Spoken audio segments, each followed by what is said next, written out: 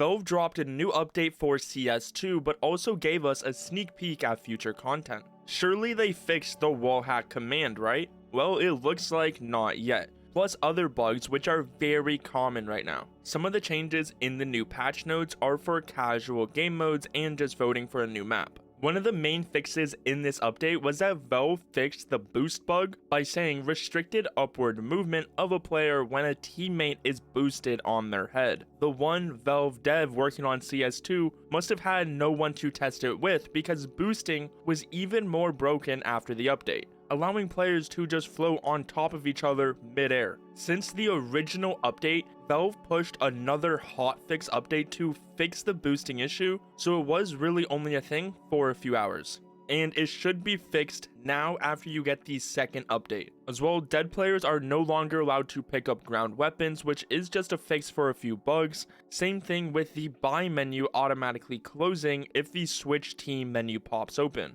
Another change in this update is that Valve improved the damage given and taken in post-round damage report. Do you like the new look, or are you more of a fan of the old one? It even now shows players' names on the mini scoreboard. Overall, the update seems like it was just fixing a few problems in the game, like the drone ability, as it was previously in the game for multiple months, but now Valve has finally fixed it and made it so you can't adjust your net fake loss. But what was Valve hiding in the files from this update? You notice Valve added this icon right here for their item editor, indicating that a music kit will be a future item you can make in the workshop.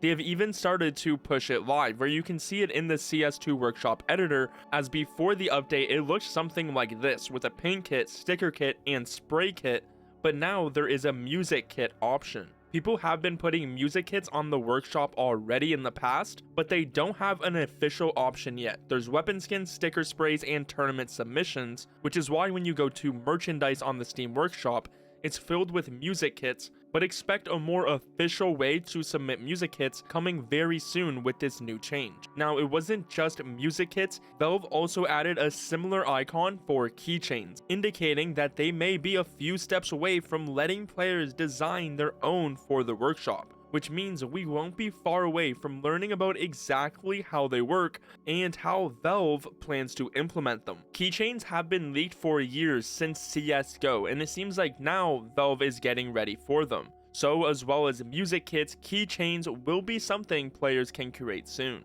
just adding in a bunch of details before it's officially available. Now, it wasn't just this, Valve also added in a quote-unquote discrete loot list. This, unlike the music kit or keychains, isn't something directly known. You'll see it follows into other details for items like the collection, case, rarity, spray kit, plus the new ones which just got added. The thing is, the discrete loot list seems to be a bit different, as it directly involves the other new items as well, as there is a discrete loot list for keychain kits, paint kits, and sticker kits. So it seems the discrete loot list will share a few things in common with these items. It's important to realize no one actually knows what a discrete loot list is, so let's just talk about a few possibilities. Seeing as it is connected to new keychains, paint kits, and sticker kits, what do these have in common? Well, customizations for weapons. So it seems like the loot list may be a way to share exactly what customizations are on weapons, as a loot list doesn't seem to be one exact thing that you can customize, but is somehow connected with these other items. Or maybe it's just a way to put a keychain, a skin, and a sticker that were made and designed together in the same list. Another possibility is just due to the name, a loot list, it could be something Danger Zone related. That seems a bit unlikely just going by the details we have in the files, not seeming like it's Danger Zone related at all. Either way, the discrete loot list seems to not be quote-unquote collections, which is a complete separate thing, even though some will claim otherwise. As remember, it's not just one singular type of item.